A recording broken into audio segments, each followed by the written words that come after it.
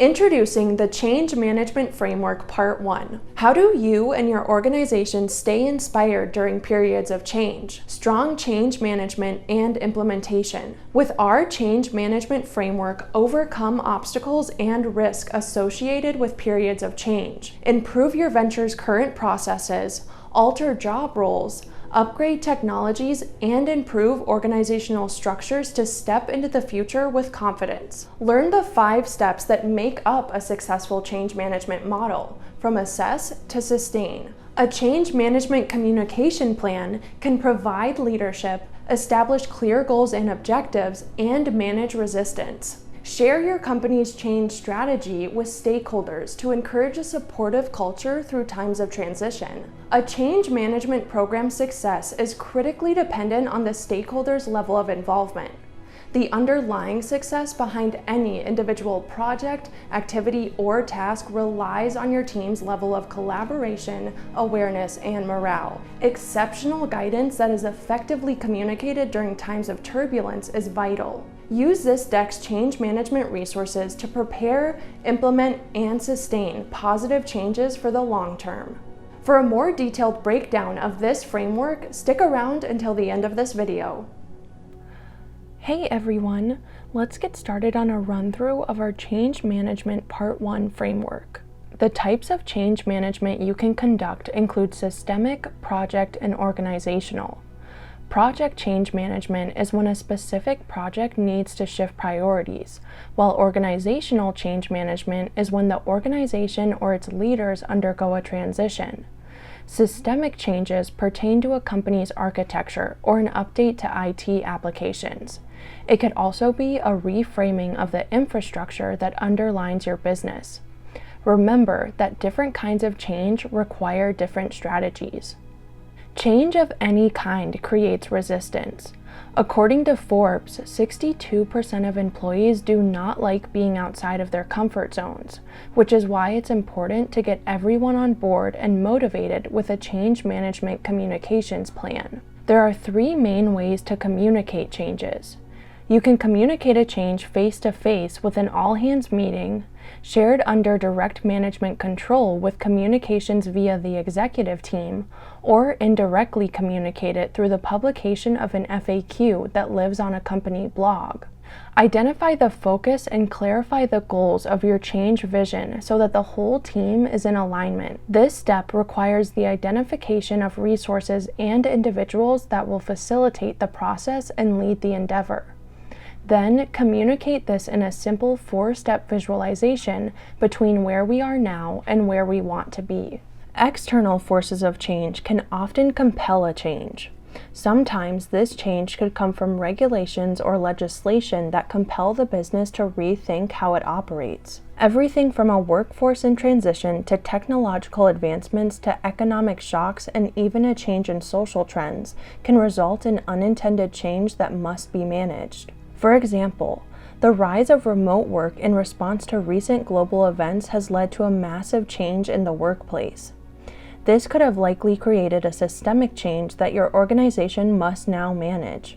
For employees, they now must be provided with the tools to conduct their work from home. For those industries that frequently transmit sensitive information, more cybersecurity measures will need to be provided to these employees. Even though the personnel involved are the ones that manage this change, it is global events that ignited it, which is why it's always good to have a change plan. Separately, internal forces of change can come in the form of a change of key leadership, impediments to recruitment, or pressure from shareholders. While a strong change management plan is important, barriers to change like mental resistance, the limitations of existing systems, or the absence of executive commitment can be difficult to overcome. Unrealistic expectations are another difficulty that needs to be addressed. A feedback form can be used to identify the areas of resistance in a company. Key stakeholders across projects, organizations, or team leadership can be surveyed to assess the areas of resistance to change they see as impediments to a company's vision. A project manager or team leader can start with some base assumptions or gather intel and then provide it in this table visualization. Team members are then surveyed and asked to rate whether they agree or disagree with the assumptions to determine their level of seriousness. Force field analysis is used to assess the influential forces that contribute to a change. These could be driving forces in favor of a change compared to the restraining forces that hold change back from being accomplished. These forces are then assigned a rating, which helps to prioritize. For instance, take your company's customer demand for new products as a driving force.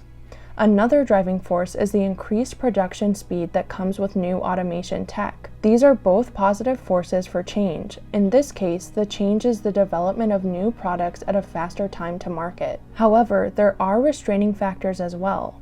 Less staff overtime due to higher efficiency with automation has left employees resistant to these improvements. At the same time, higher production speed means a greater environmental toll as more waste is also produced. This could leave management confused over how to move forward. Instead, tally up the scores from both driving and restraining forces to make your decision. Because the driving forces have a higher score than the restraining forces, the driving forces take priority, and management decides to move forward with the decision to implement the change. The change transition curve begins with uncertainty, descends into skepticism, rises into exploration, and finalizes with commitment. This slope from urgency to commitment is the period of transition where change management occurs. Leadership will need to form a guiding coalition that communicates a strong vision for the change and a sense of urgency to create employee buy-in. This buy-in will empower broad-based action throughout the exploratory phase and ultimately lead to short-term wins that inspire organizational commitment to incorporate the change into the larger culture.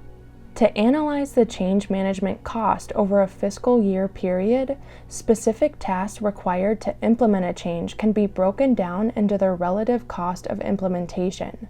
A progress bar slider can then be used by project managers or executive teams to assess the individual's task percentage of completion.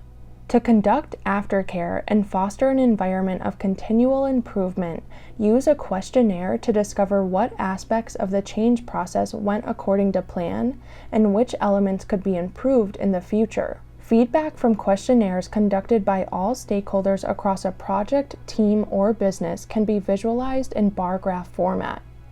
This feedback will help executive management and all stakeholders involved assess key aspects of a change. For example, in this scenario, effective leadership at all levels received mixed feedback, but the entire organization overwhelmingly agreed that a strong sense of shared purpose, strong focus on customers, and commitment to learning was fostered through the change management process.